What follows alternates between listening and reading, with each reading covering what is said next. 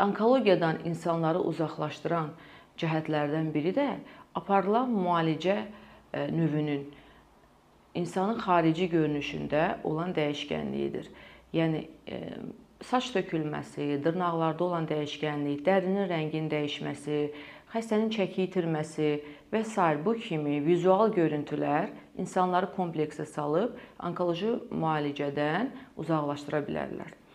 Amma nəzərə alaq ki, bu saç tökülmə halları və digər əlavə hallar bütün kimyəvi dərman müalicəsində olmur.